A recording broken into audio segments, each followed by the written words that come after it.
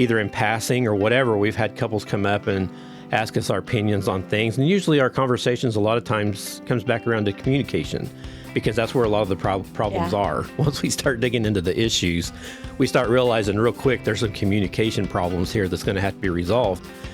But more often than not, what we want to tell everybody is we want to say, well, you just need to fix your communication issues.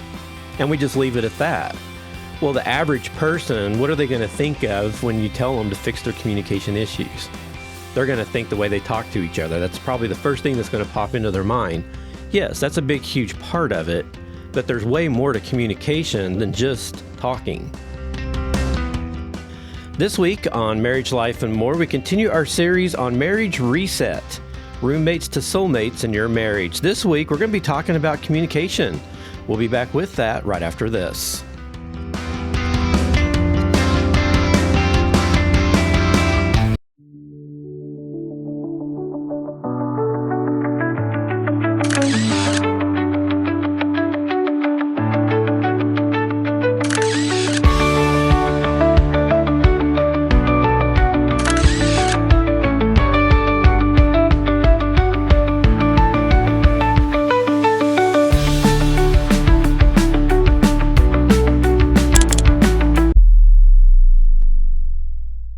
Welcome to Marriage, Life, and More. This is a podcast about marriage, Bible, and book studies, and we interview people that have stories. I'm Daniel Moore, your host. Over here next to me is my beautiful co-host, my wife, Michelle. Hey, hey. She's going to be here with us again this week. Thank you for joining us. If you're not familiar with our show, check out our website at www.marriagelifeandmore.com for our platforms, our YouTube and Rumble links. We're also on the Christian podcasting app, Edify. And if you have smart devices, Alexa and Google smart devices, we're also on those as well. You can also visit us on social at Facebook, Instagram, and X at CT Gap Online. If you're a fan of our show, please subscribe. Feel free to leave a comment on our platforms. Give us a thumbs up or a 5-star review on Apple Podcast, and we'd be eternally grateful to you for doing that. Well, this week, as we mentioned here in the intro, we are getting back into our Marriage Reset series as we continue along with this. Hopefully something that we've discussed here over the last few weeks has resonated with you. Even if you're not really feeling like you're in that roommate situation, sometimes even in marriages, we still have issues here and there that we have to take care of. And maybe some of these topics that we cover in this series might help you with that. That's our prayer. So this week, we're going to get right back into it. And this week, we are in episode 4 of this extended series. Today's title is Communication in Marriage for Significant Conversations.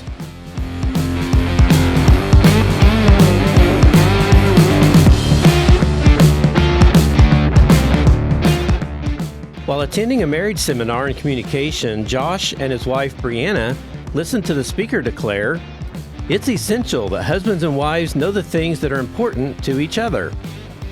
Then addressing the men, he asked, "Can you describe your wife's favorite flower?" Well, Josh leaned over and touched Brianna's arm gently and whispered, "It's Pillsbury all-purpose, isn't it?" That's so good. I mean, that is pretty funny, but, underneath the humor, the speaker highlighted a critical issue. Partners need to understand what truly matters to one another, and that understanding only comes from genuine interaction. Despite this, many couples in so-called business-like marriages admit, we barely talk to each other anymore. We barely talk anymore at all. Counselor Dr. Amy Bellows breaks down the danger here. She says communication acts as the glue in a relationship. When it's missing, everything starts falling apart. Without it, a marriage becomes hollow and it loses its essence. So as we start this week, what do you think about what she said there with that comment about the conversation being the glue in our relationship, and the experiences that we've had in our marriage, and we've had, lots of the conversation, the communication issues. We've talked about it before in some of our episodes. But with that comment that she made there, what's your thoughts on that? I would agree 100%. I mean, I feel like if you have open communication, and we talk about this all the time, communication. Yep. Because even if you don't communicate, you're not going to know your spouse at all. Yep. And it's a one-sided relationship. And so if you do communicate, you're going to know anything and everything about them, even though when they don't want to communicate. I mean, but they try. I mean, I look at you and I think about how communication doesn't come easily for you, but yet you try so hard at it because that's something that it's our marriage. Yeah, it's important. It's very important. And not only is communication in itself important, but there is certain ways to communicate. Absolutely. Because you can communicate between each other and it can come off totally wrong. And it can upset, one spouse can get upset at the other because they said something and took it the wrong way, possibly. Or, maybe they intentionally changed the tone of their voice. Maybe they're being snarky on purpose, or they're being sarcastic on purpose. And when you have those issues like that taking place, the communication, like it says, it can make or break a marriage. Absolutely. Because how you handle your conversations between each other and how you communicate in the long run really determines where your marriage is going to go. Again, it goes back, how do you communicate with the Father? Yeah. I kind of look at it, it's almost like a steering wheel. Yeah. If you had a steering wheel in your marriage that would direct it one way or the other, I think a good thing to call that steering wheel would be communication. Yeah. Because you can communicate yourself right into a divorce. Yeah. Or you can communicate yourself into the best marriage that you could ever ask for. Yeah. And honestly, probably one of the biggest things that causes marriages to fail today, it's not really probably necessarily the sexual side or, being a good cook or a bad cook or there, all these different scenarios you can put in there. It's probably communication. Yeah.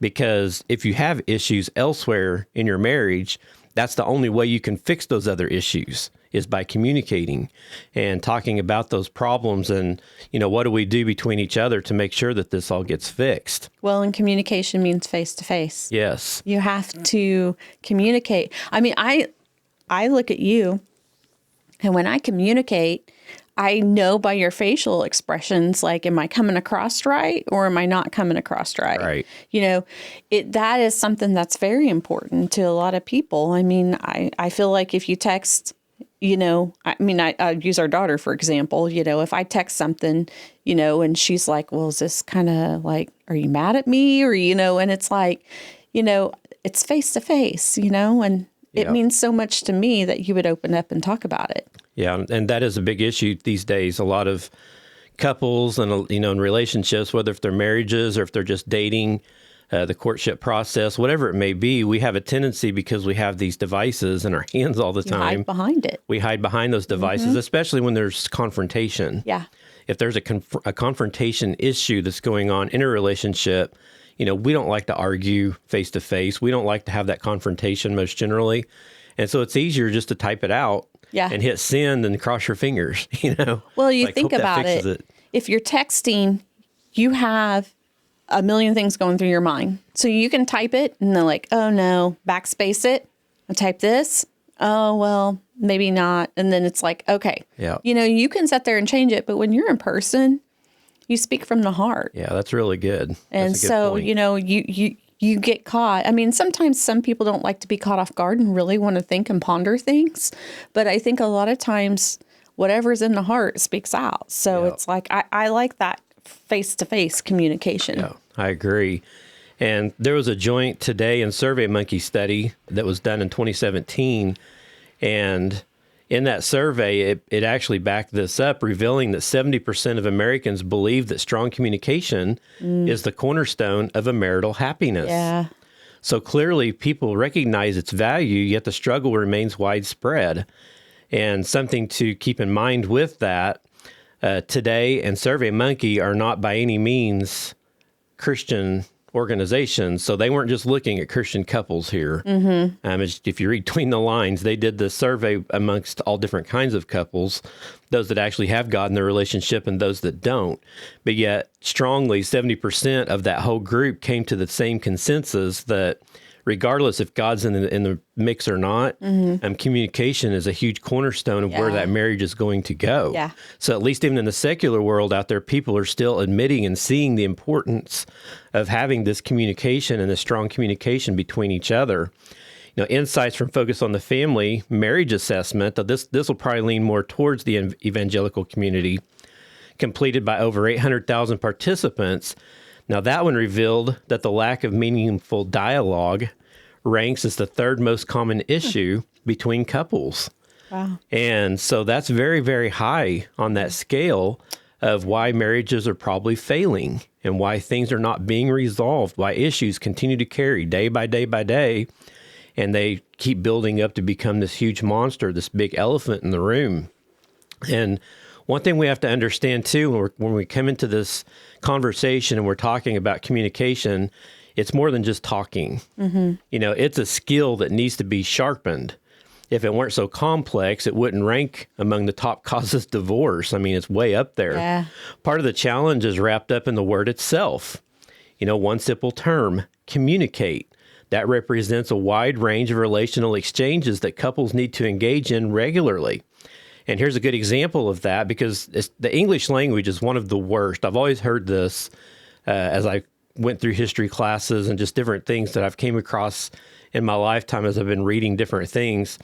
In all essence, the English language is very tough. If you ask anybody out from other countries that come in and try to learn English, they'll say that English is very difficult to learn because a lot of our words have dual meanings, depending on how you say it. That is true. And so it's always hard for them because they see an item or a thing or an emotion especially, and they want to say what that is.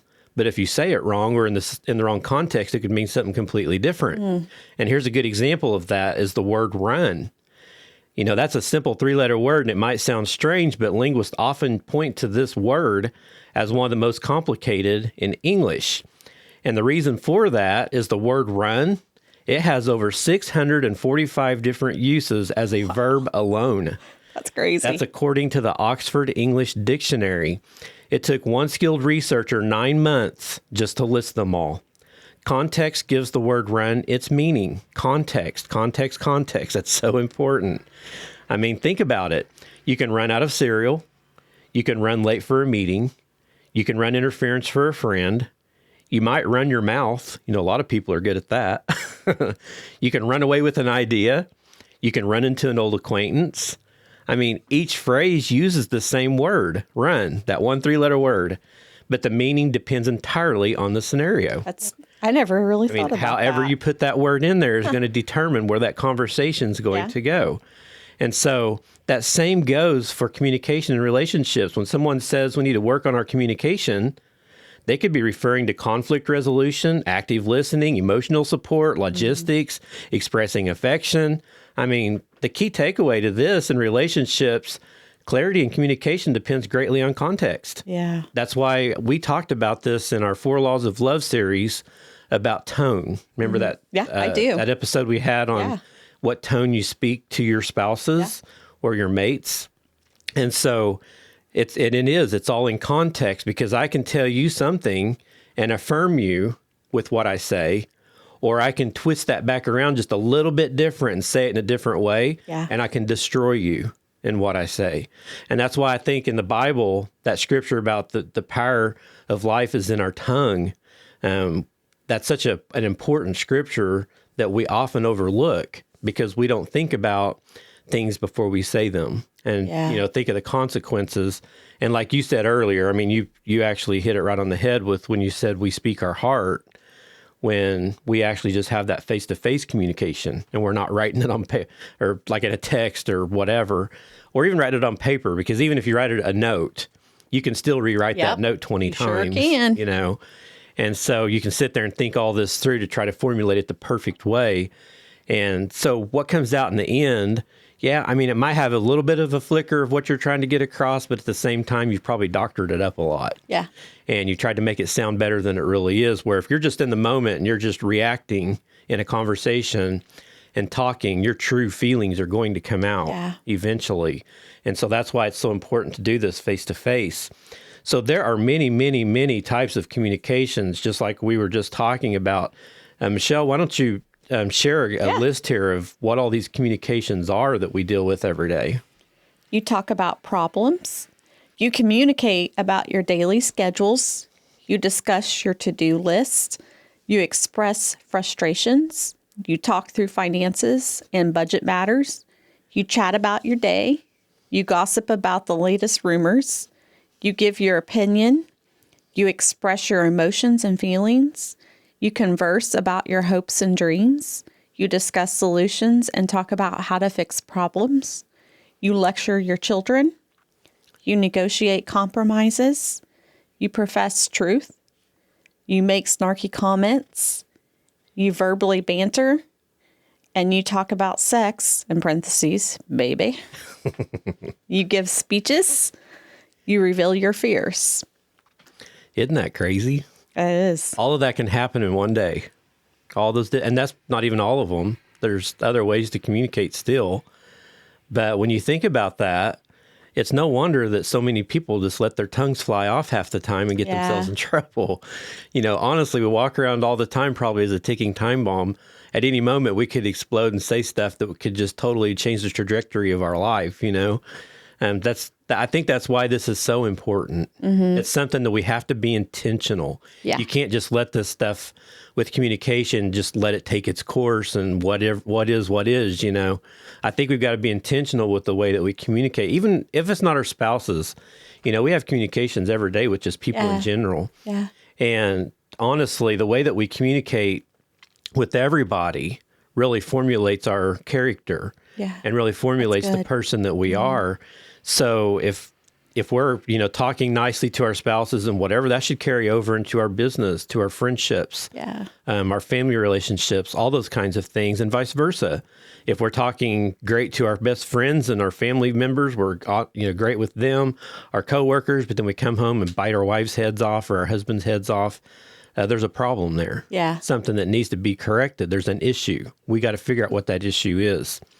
And so, talking more isn't the magic fix for relational issues. It's not a matter of just word salad. That's not what this comes down to. Communication takes many forms, and telling couples to simply improve it isn't helping unless we specify what that really means. It's not just about speaking often or even speaking better. It's about recognizing the different types of meaningful conversations that strengthen a relationship, understanding why each one matters, and learning to approach those moments effectively. And this is somewhere that as I've studied more and more on this subject of marriage and communication, I have seen that this is something that I think a lot of people don't think about. And this is where the industry fails a lot of times, because Michelle and I, we've actually mentored several couples, just either in passing or whatever. We've had couples come up and ask us our opinions on things. And usually our conversations a lot of times comes back around to communication, because that's where a lot of the problems are. Once we start digging into the issues, we start realizing real quick there's some communication problems here that's going to have to be resolved. But more often than not, what we want to tell everybody is we want to say, well, you just need to fix your communication issues. And we just leave it at that. Well, the average person, what are they going to think of when you tell them to fix their communication issues? They're going to think the way they talk to each other. That's probably the first thing that's going to pop into their mind. Yes, that's a big, huge part of it, but there's way more to communication than just talking. Mm-hmm. You can be fine with, you can be a linguistic scholar and have all these flowery words and just affirm somebody and talk them up or whatever. But then if you go over behind their back and do something conniving and something bad to cause that person to have, something bad happen to them or whatever, that's another form of communication. You're communicating to that person then that I really don't care about you. Yeah, that's good. And it didn't even take a word to say that. Mm-hmm. You just by an action that you did, you communicated. And I think this is where a lot of times the industry fails people, because we tell them, well, you just need to fix your communication. You fix that and come back next week and we'll talk about this again and we'll see what progress you've made. Well, the whole week they go home and they're trying to watch every word they say, but yet they're doing stuff in the background, elsewhere or whatever that's causing issues in the marriage still. Mm-hmm. It has nothing to do with what they're saying. And that's not explained correctly. I think a lot of times, and this is just me and my personality and who I am, but a lot of times, I may not say something, I may be quiet, but I always go back to the point, and again, this is, sometimes my human flesh does take over, but you would admit I kind of have a soft heart, and I'm very compassionate for people, and I have a very forgiving heart. Yeah. But I always go to think of, if I say something a lot of times and, I just think, is this the way I would talk to Jesus? You know? And a lot of times would my actions go that way, you know? And I think a lot of that, I've trained myself to think that a lot, And I think sometimes when I've done something, immediately the Holy Spirit will check me, like, you shouldn't have been talking like that, or you shouldn't have been saying that, whether it may be gossip or something, and it's like, I'm so sorry, I let the Father down, And so I try to relate as communication is, would I talk to someone like I would talk to my Father that way? That's really good. And I honestly, there's sometimes when I get frustrated and I'm just like, gosh, how frustrating can I be to my Father, And because I don't have an earthly father, I think a lot of my heavenly Father. Yeah. But I've gotten to where I'm more like that as time has went on. But literally, I've had to pray, God, show me the way to communicate to you, to put it into my daily activities and my speech. Yeah. And what is the silent treatment? That's a form of communication. Yep. And we see that happen a lot in marriages. It is. They'll get mad at each other, so they just give each other the silent treatment. And then you're like, well, your communication sucks. Well, we don't even talk. How can we have a bad communication? We don't say nothing to each other. Exactly.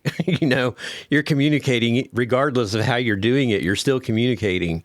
And that's why this whole big picture has to be repaired. Yeah. And that's a good way to check yourself, because we should always check ourselves back to the Word and to God and having Him in the middle of everything.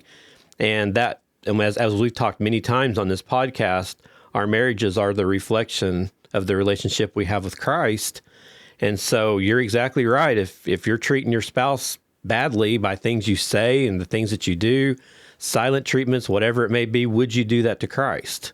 Yeah. What kind of a relationship would you expect to have as a Christian then, if you actually let that be your practice every day and how you lived? Well, if you think about it, communication is, like we talk about, it's one of the huge things in a marriage, and we didn't have that. Mm-mm. We did not have that. So it did not. Silent treatment down here.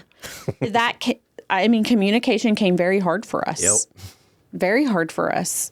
And I'm saying this because if you have a communication issue, it takes time to get that. But if you pursue it with the help of Christ, you can do it. Dan and I are walking testimony of that. And I look at how hard Dan has changed over the years with God's help, because communication was not his thing. And for him to open up and say the things that he talks about daily now, I just know that God can help you with that. Yeah. And I guess because we have walked what we have, it's easier for me to see what my past was, for me to be able to be where I'm at today. Yeah. And, and I look at it, I'm not thankful, but yet I am thankful because God has shown me a lot with that.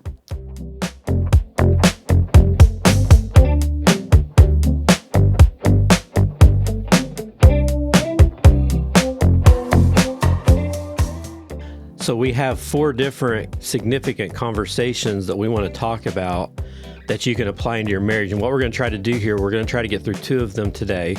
And then next week we'll come back and we'll do the final 2. And then next week also, we have something we're going to talk about called the 10-minute rule.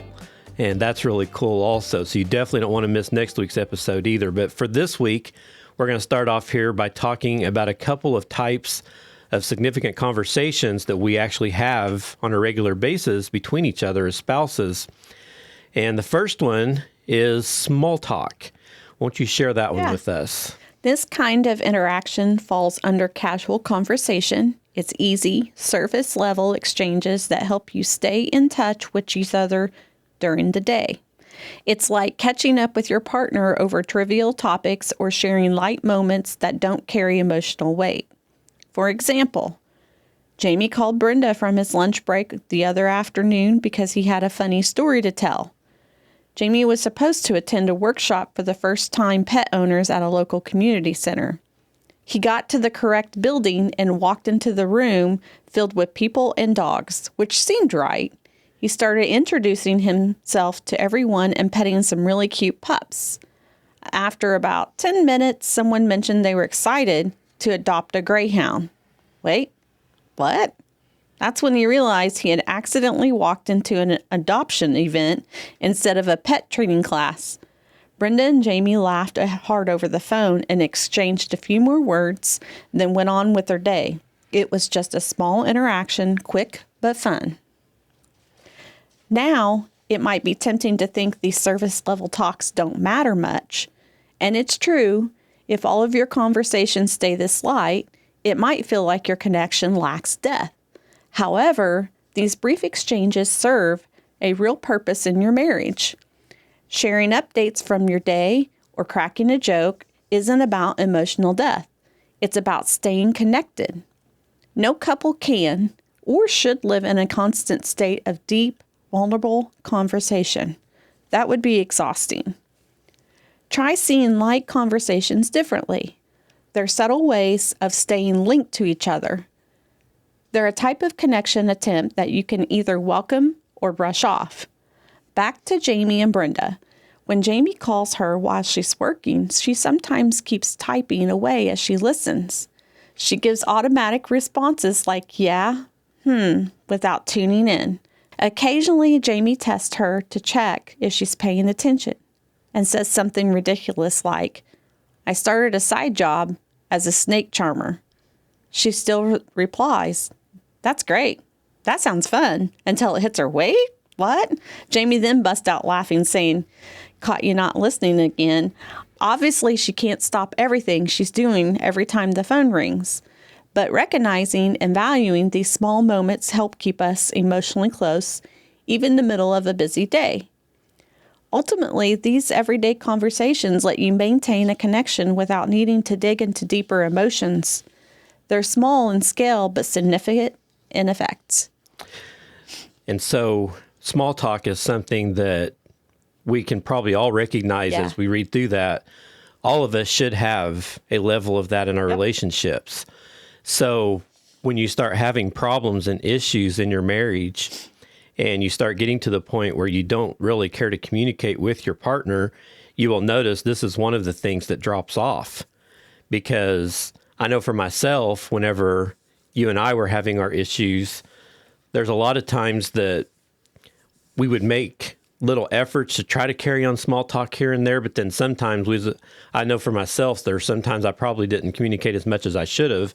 It's why I clammed up and didn't really talk much, because I felt like even if the small talk carried on, it might eventually carry us into the issues that we have, and we'd have to end up discussing that. Yep. And so I chose to just not talk at all and just completely skip it.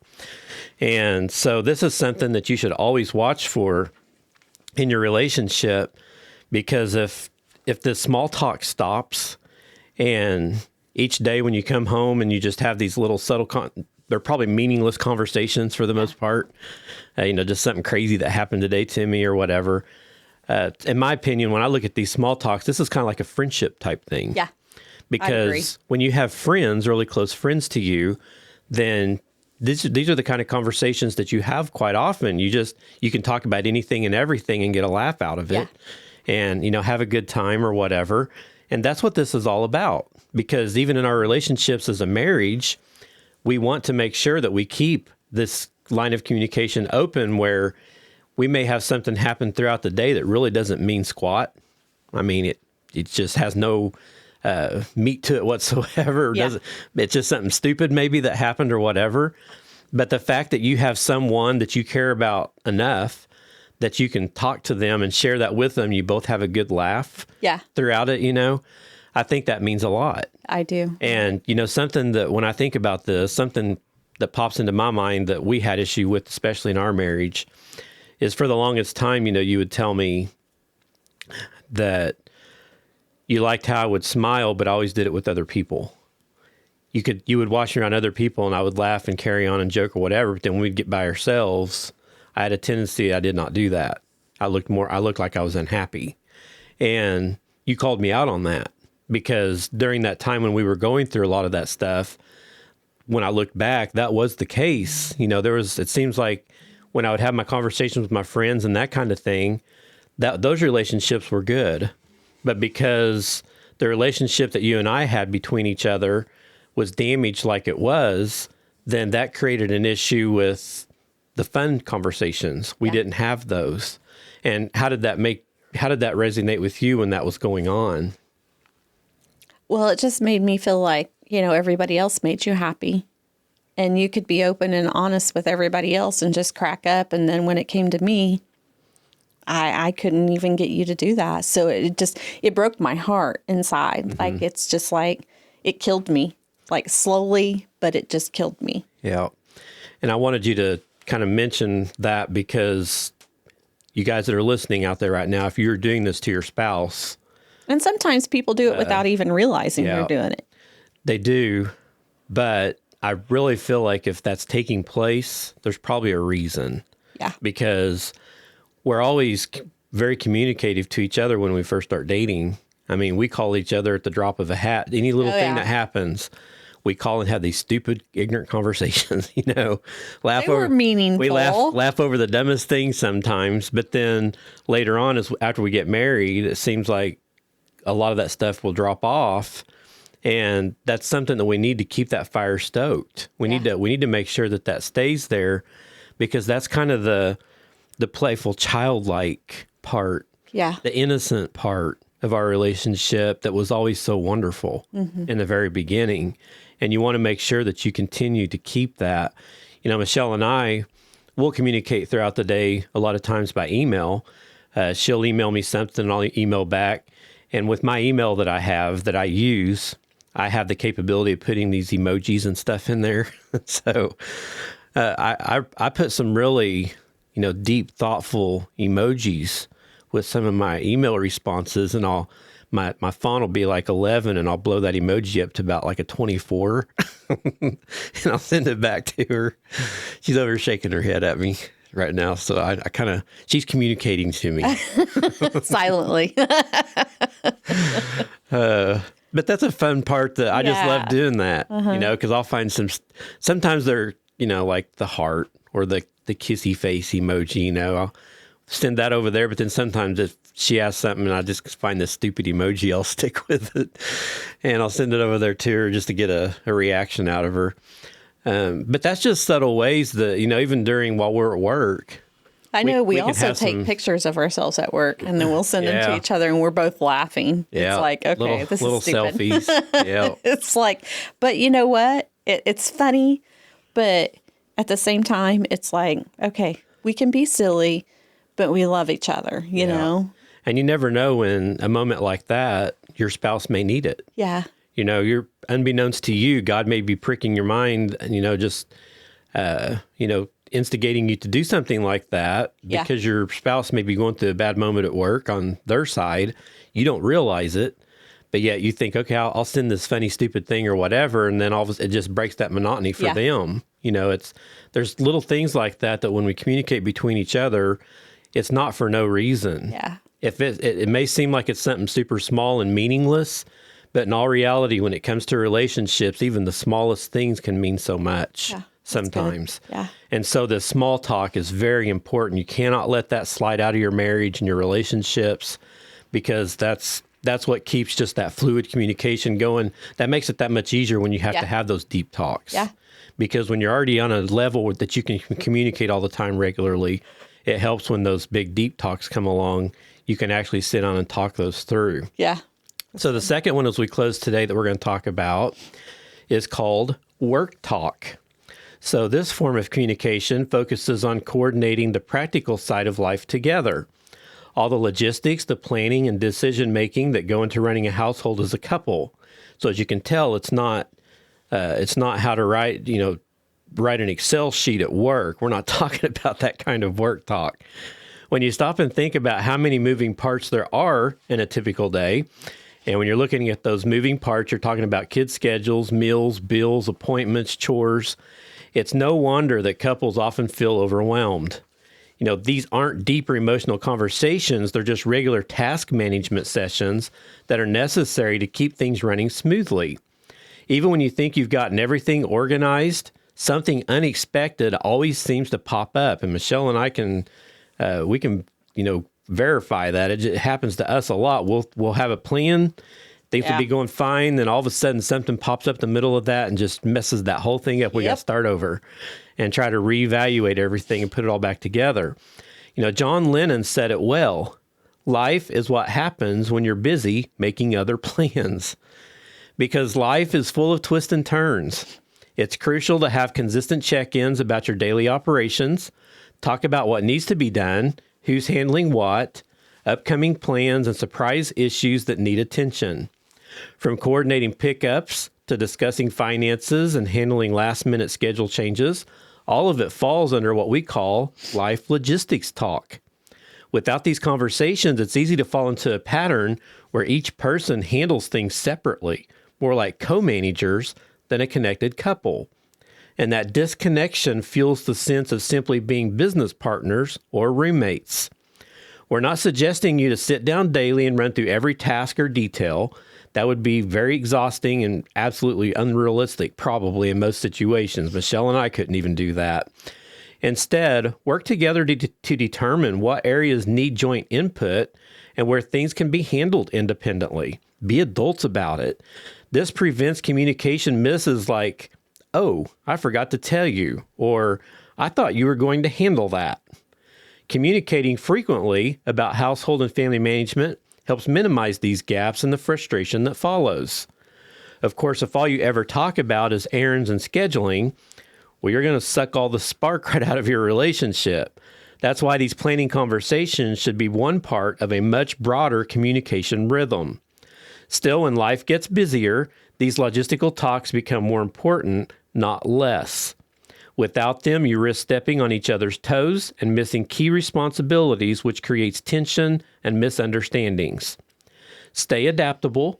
Life will keep changing and plans will keep shifting. The real win comes when you can deal with it all as a united front. Purposeful life logistics talk keeps you connected as you manage your home and responsibilities, functioning not as independent operators, but as a team working side by side. This one speaks teamwork. And every relationship, especially every marital relationship, you have to unfortunately deal with all of that bad stuff like bills, mortgages, picking up the kids who's not going to, they're going to go to daycare. I mean, you have, the meal planning, just the financial side of, making sure the jobs you have, you can make enough money to make your ends meet. There's just so much stuff that goes into that side of it.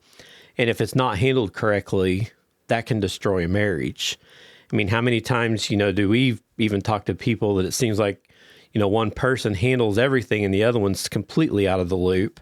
And some people are okay with that, but some people aren't. Some people want to be a part of the logistics side of the marriage and they want to feel like that they're needed. And, for us, if I completely take everything and never discuss any logistics with you about how we run the house here, what, where our bills are at, what needs paid, what doesn't need paid, just decisions around the house of things that need to be done or whatever, if I completely just kept you out of that on purpose and just kept it to myself, how would that make you feel? One-sided. Would you feel like you're important in the relationship? No. I mean, some people are okay with that. I mean, honestly, some people are like, oh, okay, and it doesn't bother them. So I don't feel like, necessarily it could be one-sided. It's just they don't care. They trust that partner to do everything. Mm-hmm. So I feel like that's a little bit different scenario than someone that just pretty much left you out of everything.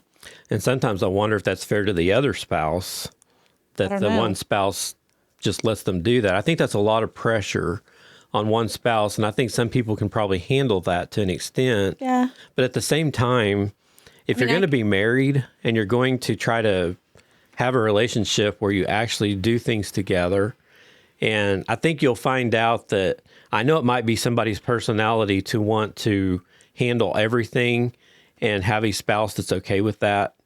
And it might be okay with some people's personalities to, if the other spouse handles it all, then they're fine with it. They don't want to be a part of it.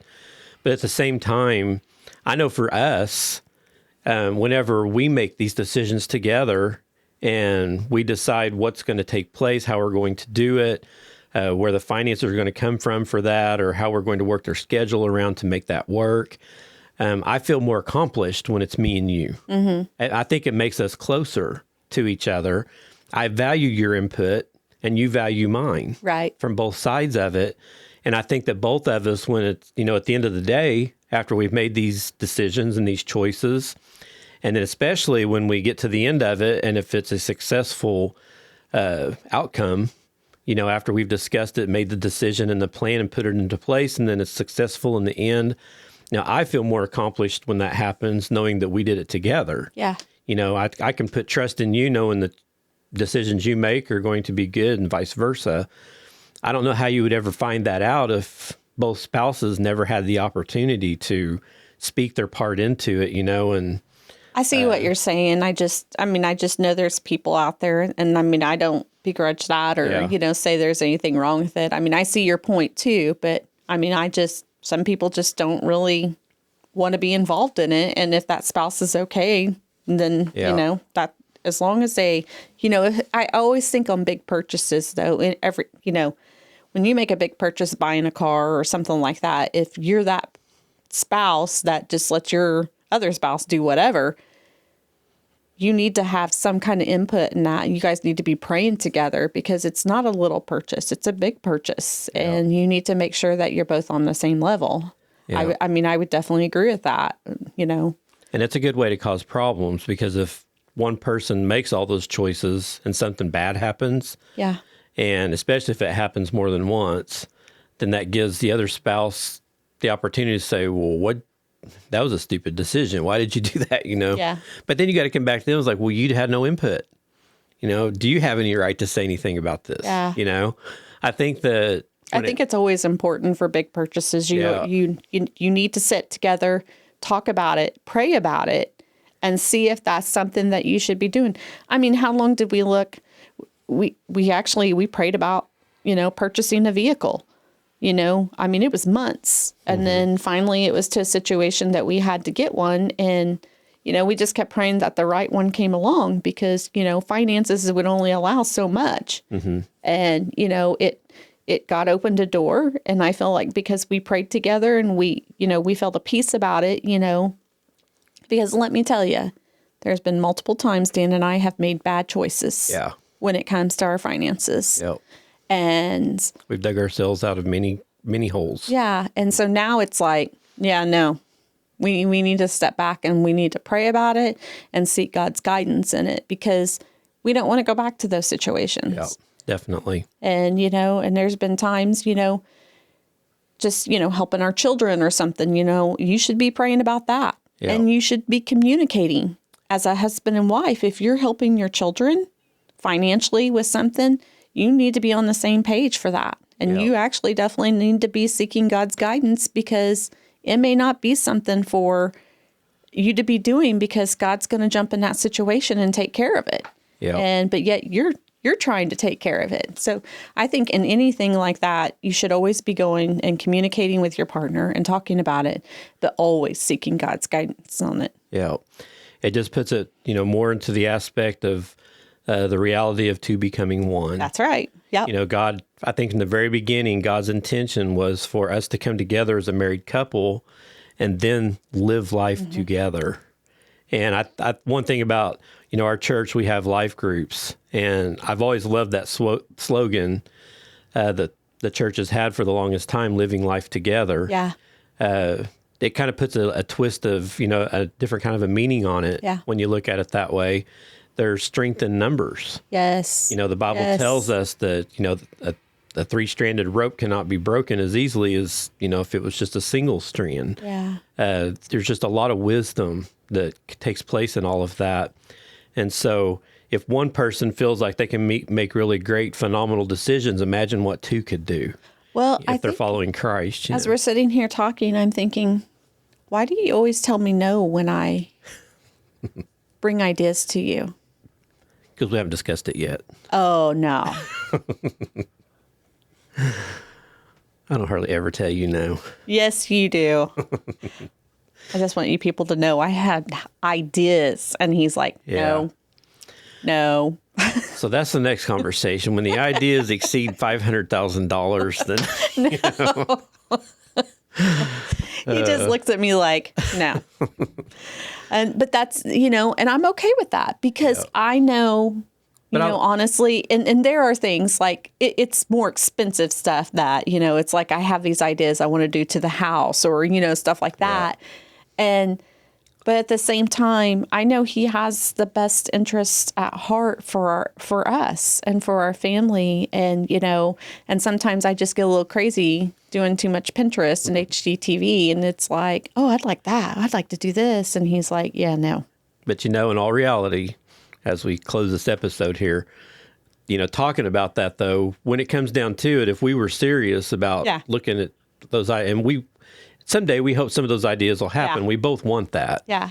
But when it comes down to the nuts and bolts of the whole thing, we sit down and we look at everything and we decide financially, okay, well, this isn't something we can do right now. Right.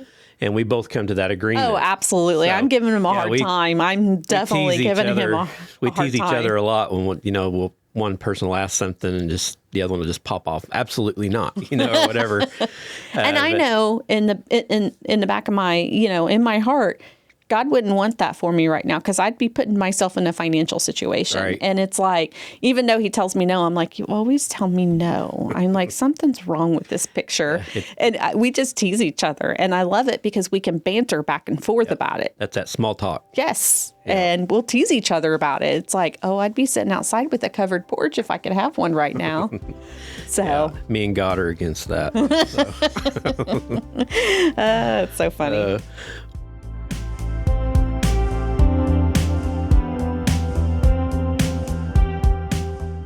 Well, we're going to go ahead and wrap up this week. We got a couple of those conversations out of the way there. So just remember that in your relationships, don't let the small talk stop.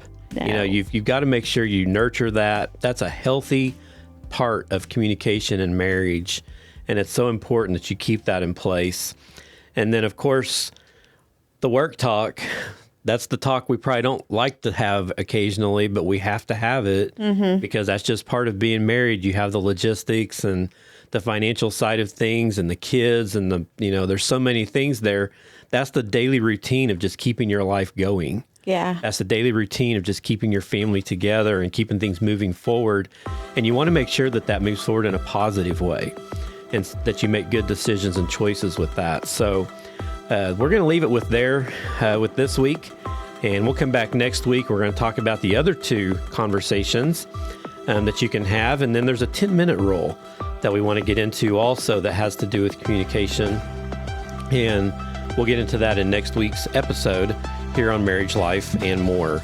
Again, if you guys would ever want to communicate, if you have things that you'd like to share with us, maybe that's happened in your relationship or some points, positive things that you've maybe put into place to help solve issues in your marriages that's worked for you. And we could share that with other listeners. We're always open to that. We know everybody comes up with great ideas occasionally on how they can keep their marriages rolling along and keep everything positive and making good choices between each other. So we're always looking for those kinds of things. So if you ever have any stuff like that, there's a contact page on the website and an email address there as well that you can get a hold of us, or you can just message us through Messenger with our social media. However you want to do that, there's plenty of ways to contact us, and we look forward to hearing from you. So you have anything to add to this week? No. Okay. Well, we're going to go ahead and call this a wrap then. That's all for this week. And as always, we pray that your marriage is stronger and your walk with God is closer after this episode. This is an extension of Connecting the Gap Ministries, and we pray that you have a blessed week.